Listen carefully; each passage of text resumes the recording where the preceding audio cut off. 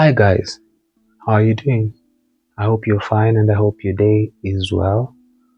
I hope that you have the strength to go through whatever you're going through. It's a pleasure for me to have this opportunity to engage with you, and I hope that you will benefit from today's video. So let's begin. Today I'd like us to engage in a topic that I think is very important. I'd like us to focus on unemployment in Kenya. The state of the youth when it comes to joblessness and what effect this is having on young people. Yeah, let's start. So, I believe the main cause of the instability in our country is primarily due to the fact that young people are idle, and this idleness is causing people to become restless. And there's nothing as depressing as a person who has gone through school, has gone through a system. They have gone through maybe campus or college or just any level of equipment, and they've been equipped with the necessary knowledge that they need to prepare them for the job market.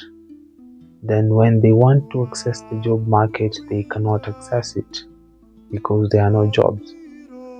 So the life of the average youth is very depressing because most youths are hopeless at the moment. And if you don't understand what context the normal youth faces, let me just try to paint it and see if you can be in the mindset of this person. So I'll take you through the journey of an average youth. So you have gone through primary school. Probably you learned in the era where there was free education or it was subsidized. You then went to high school, and you're not from an opulent family, so your parents have had to really struggle for you to get fees. By the grace of God, you managed to pass, and you accessed university.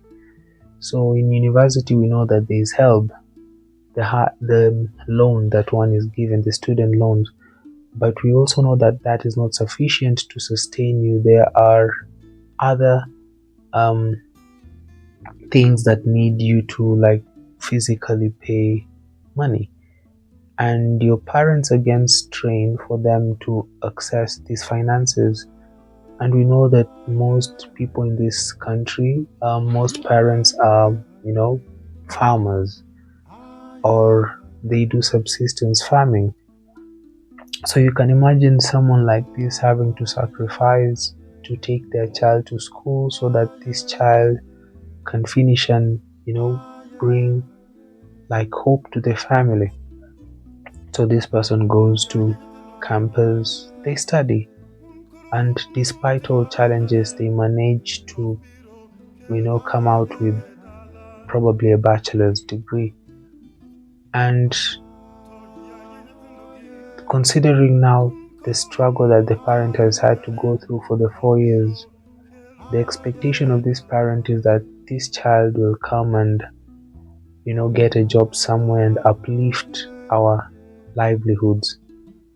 So the child comes home after finishing campus, then they start helping around maybe their farm. They help doing things, they help around with things so that they're not idle as they wait on opportunities. So they start applying, they apply here, they apply there.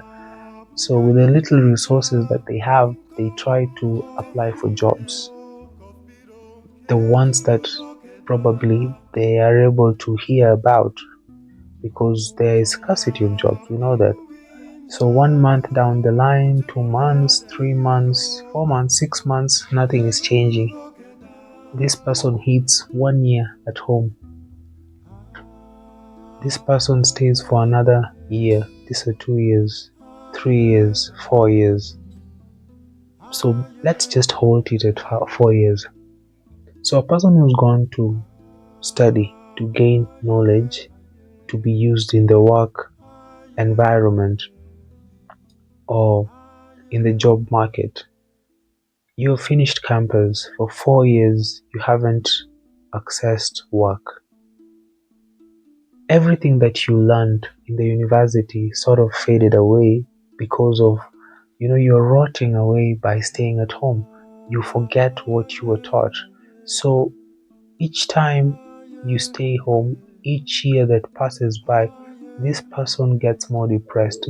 This person becomes more out of touch than with what they were taught, and therefore they sort of have a despair mentality. Now they are in a despair mode. They are hopeless because they are not getting employment, they are not finding jobs, they are not getting opportunities, and they're staying at home. And the parents cannot help but show disappointment because of all the sacrifices that they have made, and they're seeing that this person is not progressing. So it does not help because this person is depressed.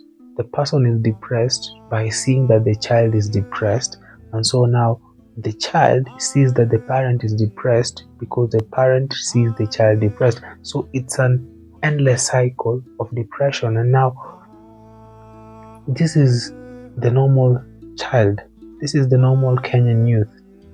Let's say, okay, the parent says you stayed at home long enough. Let's gather some, you have a business idea you can start. Okay, so they want, or the child wants to start something. So they come up with a proposal and they want to start farming. Let's say keep a few animals. Let's say this will cost 100,000 probably. So you go to a bank, you go to access a local bank, and you want a soft loan to start a business venture. Then the first thing they'll ask you is, what is your collateral? Do you have any collateral? Do you have a logbook? Do you have a title deed? This is a person who has just finished, so they don't have. So they cannot access a loan because they don't have security or collateral. Okay, let's say they had security or collateral. The interest rates that this loan has is so crazy that it's going to shoot up the production cost of whatever you're going to start. So when you have that product or commodity, at the end of the day, you have to sell it so high so that you can recoup some money for you not to make any loss from that bank loan. For you to recoup that money, it means your prices are exaggerated compared to the market prices of a similar commodity. So you're not competitive in the market. So as a young person, you're frustrated because one, you're not able to get employment. Two, if you choose to start a business, there are no finances. And where there are finances, the interest rates are crazy high. So what do? Your parent is depressed because you're not progressing in life. You're not moving from your parents' home. You're not able to start your own life. You're not able to, advance. And now this brings you to a place of depression. You're depressed because you're stuck. You feel like you have let down your parents.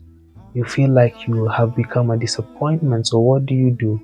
You start indulging in vices that will make you have temporary forgetfulness. So you look for alcohol, you look for weed, you smoke, just to temporarily give you reprieve from that depression. So you do it once and it feels nice, like for some hours I'm not able to think about the things that are depressing me in life. But when that alcohol fades, then you go back to your default setting and you start again having those depressing thoughts. Now you go look for a quick high so that you can be in that state again, not to remember what you're facing. And you now start seeing that it's better, or it's far much better being high, because when I'm high I don't remember of my disappointment, of how disappointing I have been to my parents. So you look for each and every way to get high so that you don't remember. But you don't have an income, so you cannot sustain that lifestyle. So what do you have to do? You have to get money for you to buy that thing, to sustain that high, to forget your depression or your troubles. So you start stealing. So stealing, you become a thug, and you might get shot or die. So that's your normal youth. That's the average Kenyan youth. And when you see young people on the streets, it's not because they want to be on the streets. It's because the realities of life are dawning on them. And these are smart people that do not want to face that reality. And they know that their parents pay taxes, their older brothers, older sisters, they pay taxes. So any rational government that receives taxes from its citizens, it is mandated to provide a suitable environment for young people to start businesses and do stuff that will advance them. But we have a country where the young people feel suffocated. They cannot move. They are not able to start anything. And the government itself is not even being innovative. Instead of tapping into the places where young people would greatly benefit, which is the digital space, online, the idea of, I don't even think the government has people who understand how to tap into the digital space, because that's where everything is, that's where the money is, that's where the youths are, that is where you can tap into the greatest potential. Kenya ranks first in the world in social media usage. We spend an average of 4 hours 19 minutes a day per person on social media.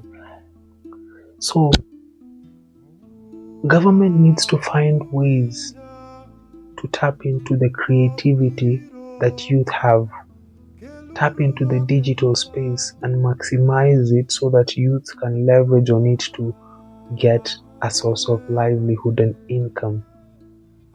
And it's so easy because there are lots of people with ideas on how government can do these things, on how we can leverage on social media to advantage the youth.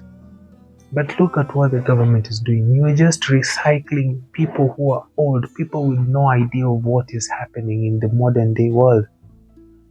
We are going back. You're bringing people with a 90s mentality to a 2025 problem. How are they supposed to come up with solutions?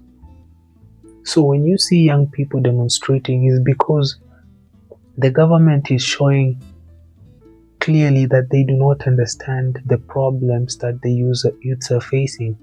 And if they understand the problems, then they are not ready and willing to offer solutions to the problems. And you can't expect someone who sees their life dwindling away, they're seeing their lives rotting, and you just expect them to stay put.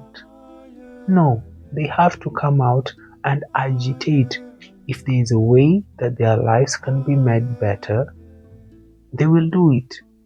That is why young people are coming out and young people are demanding for better governance, because better governance requires a sobriety of sorts. Yeah, it requires a person who is sober in thinking. If you don't have people who can advise you on how to create jobs for youth, find people, find others.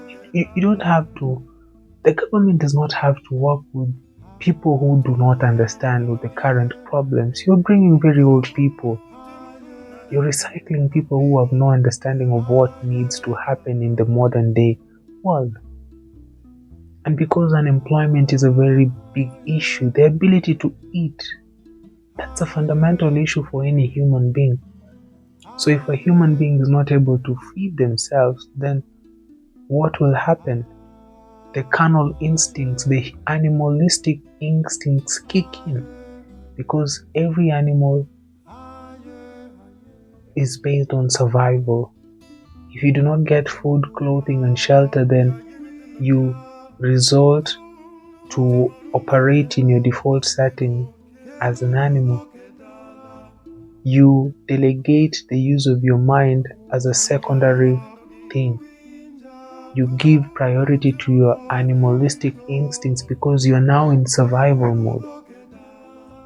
And I think this is a very big crisis, because more than 60% of the youths are unemployed. The government should find ways to create jobs. And if you do not have jobs, create a platform where people can come and give you ideas for creating employment. Do not stick with people who do not have ideas, because the country is headed in a wrong direction. And each day that elapses, these youths, us as youths, we are getting tired. So if there's a way that the government can look for people with ideas, because there are people, we have lots of ideas on how to create employment for youth. Look for people, look for young people who have ideas. Tap into those ideas and implement them. Don't just shelve them as another to-do list. Don't just shelve them and put them on your to-do list. No, implement them. So this is just a call to action for our leaders to act now, because there's no time. Act now and avoid any unrest, because young people, they're fed up and people are desperately looking for means to survive. So do your part and ensure that young people get a way of sustaining their livelihoods. If you do not have the manpower, you do not have the human capital to address that challenge, replace and put competent people. We have lots of competent young people outside here with ideas that will revolutionize this country. So it's time to step up as the government. So that's my parting shot today. I think I'll just speak about that briefly, and hopefully someone with a mind can get to listen to this message and do something about it. Okay, so thank you again for taking your time to tune in to listen to me. Like, share and subscribe to the channel, to this content, and I will see you for the next video. God bless you and God bless Kenya.